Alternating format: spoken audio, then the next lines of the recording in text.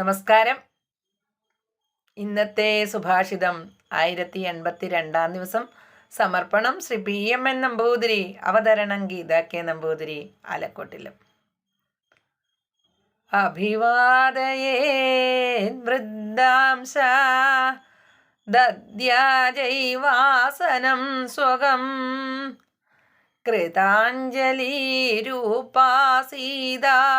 ഗച്ഛതാ പൃഷ്ടതോന്യ.